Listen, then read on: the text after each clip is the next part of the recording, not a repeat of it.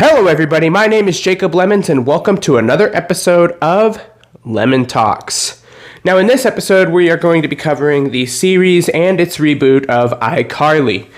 Just to give you a quick roadmap of what this episode is going to entail, we are going to cover the Nickelodeon iCarly, and then we're going to talk about why it was successful and why it ended, and then we're going to move on to the Paramount Plus iCarly, which is its reboot, and then we're going to talk about why it was successful and why it got canceled as well. Moving right on into the Nickelodeon iCarly, the information that I got for this came from the J14 staff at j14.com, so no one specific person worked on the article that I pulled from. Apparently it was a joint effort from all of the staff that they have at that website, and then the statistics that I got on like the pay for the actors came from wordpress.com. Now, iCarly was a wildly successful series about a teenage girl and her friends who start a web series which eventually goes viral. Now, really, this series was kind of ahead of its time because the only thing that we knew about virality at this point was things along the lines of news stories or America's Funniest Home Videos. The idea of a web show or a web experience or a podcast going viral really hadn't hit us that hard at this point, and so iCarly made this sort of thing a reality for us. The show starred Carly, Sam, and Freddie, who were the friends who worked on the web show, and Carly also had a beloved older brother, Spencer, who was her guardian throughout the show because their dad was in the Navy and wanted Carly to have the option of living a somewhat structured and routine life, since he was away in a naval vessel, primarily a submarine usually in the show. The show was extremely popular because it encouraged everyone who watched to get in touch with what truly made them special, even if it made them a little different or a little weird. Now, this helped several people get out of their shell and express their individuality. Plus, it was a very comedic show. The show was extremely popular in its first 4 seasons, seeing a high of at least 10 million viewers on their most popular episodes of each season, just in the premiere. This could be because they were advertised as specials, particularly like I Fight Shelby Marks or I Saved Your Life. They were big specials that were advertised for like a couple weeks in advance of the actual episode dropping, and so I think that may have been why we saw a slight spark in these particular episodes, but nevertheless their viewership was at least in the 10 millions. Now, the final 2 seasons saw a significant drop in that viewership to about half of those initial numbers, seeing that some specials were only watched on the premiere at about 6.4 million viewers. To be fair, I think that this is because the birth of another show, Victorious, which some fans started to prefer over iCarly, actually resulted from a show like iCarly being so popular. But Victorious was more about like a performance school where people honed their artistic craft. And so some people just preferred the stories that occurred on that show a little more than iCarly, and this show ran during the same time as those final seasons. The cast during the run of the show saw characters like Spencer, Sam, and Freddie making $50,000 per episode, and Miranda Cosgrove, who played Carly, was making about $180,000 per episode. Jeanette McCurdy has actually spoken a couple of times on how she felt like some cast members were treated a little better than herself, but that it never really put a wedge in their friendship of any sort. But nevertheless, the statistic brings us to where we can see the show ran for 109 episodes, so this saw each cast member making roughly $5.45 million to $19.62 million. So $5.45 million to $19.62 million for the entirety of the series, seeing as how there were 109 episodes and they were paid such amounts for each episode. So why did it end? Its decrease in popularity is not why Nickelodeon's iCarly ended. They had simply reached a point where they could wrap up most of their major storylines. Aside from the romance between Carly and Freddie, they actually left it on quite the cliffhanger in the last episode, as it saw Carly moving to Italy to be with her dad now that he was officially stationed somewhere on land, and could properly take care of Carly and spend time with her. But Carly and Freddie shared a kiss before she left, and they never really elaborated on whether or not they would continue to have a long-distance relationship or if Carly would ever come back to pursue a relationship with him. So it was left on a cliffhanger there. But Miranda Cosgrove, the actress in real life, was ready to attend college and knew that doing college and the show at the same time just wasn't a feasible situation. It wasn't going to happen.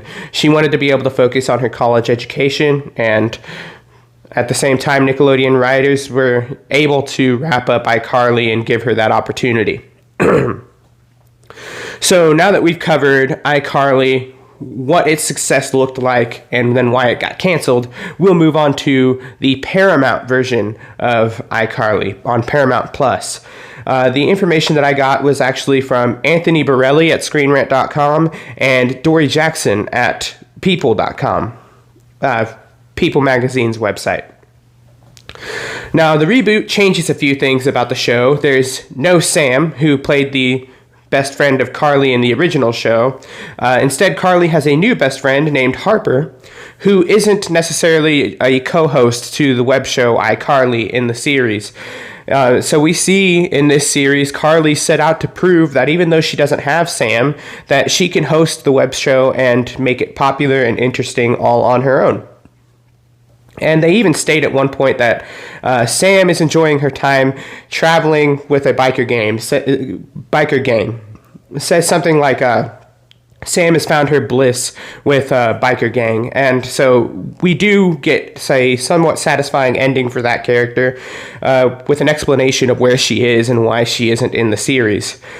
Freddie, on the other hand, who is the tech producer for iCarly, Freddie has been through 2 failed marriages at this point in the series, and even lost a tech company that he had started up after Carly had left, and now has a stepdaughter that he and his ex-wife had adopted together named Millicent. The show had its ups and downs, obviously, because without any sort of drama, then the show starts to not be so interesting. But I'm going to have to put a spoiler alert right here, a big spoiler alert. Paramount felt that they had completed their mission for all of the diehard iCarly fans out there when Carly and Freddie get married in the final episode of Season 3. Basically wrapping up the original cliffhanger from the Nickelodeon iCarly in the Paramount Plus iCarly, and so they felt like they had brought the series full circle in the way that fans were begging for, because when fans talked about wanting to see the series again, and even a major pitching point for anybody that wanted the iCarly reboot, like the part of the cast and the original producers of the show, it was that they wanted to give a satisfying end to these characters, and Paramount Plus was able to do that. At the end of the Season 3 episode that I'm talking about, though, just before Carly and Freddie officially say I do at their wedding, Spencer and Carly have to acknowledge that Carly's mom has shown up on the scene. Now, Carly's mom has never made a live-action appearance in the show. I mean, obviously children have to come from somewhere. They have to come from a mother.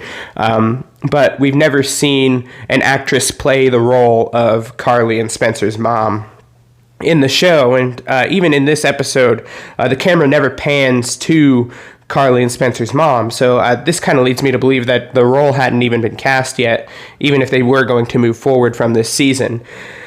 So they tried to leave it on another cliffhanger of sorts, but Paramount Plus still said, no, we did what we set out to do, and so if somebody else wants to pick up your series, then they can, but right now, we've done what we felt like is necessary for the series. Now, I have not been able to find any concrete data on the viewership or money made for the show for all the actors, or the amount of money it took to produce the show. However, everything that I have read online says that the show was one of the most popular that Paramount Plus has ever produced, and that the announcement came as a surprise to everyone involved and everyone paying attention to the series. So even though it ran for about half the length of the original series, it wasn't canceled due to a lack of popularity. That much is a definite conclusion that we can draw. Now, speaking of conclusions, let's draw up the conclusion for this episode. We'll have to chalk this one up as a successful reboot. So this brings our count to 2-2 for whether or not reboots are successful. Our overarching question for this study series has been whether or not reboots are both necessary and successful. And so we have seen 2 series that haven't been very successful, therefore rendering reboots unnecessary, and 2 reboots that we have seen a fair amount of success, and therefore proving that they might be a necessary thing, especially for any fan base that's dedicated and wants to see a proper end to their characters. iCarly has always been successful, and not just because of its brand. They actually tackled some more grown-up themes in the reboot in a positive way that didn't alienate their audience, and included all of the new characters nicely. So the success of the Paramount iCarly didn't necessarily rely on the success of the Nickelodeon iCarly at all, like some of the series in this study series have. You know that means in our next episode, actually, that the Proud Family and its reboot, The Proud Family, Louder and Prouder, will ultimately be our tiebreaker for this study series, for that overarching question that we've been asking throughout it about whether or not reboots are successful. Well, it was wonderful producing this episode for all of you, and as always, I hope you all have a great day.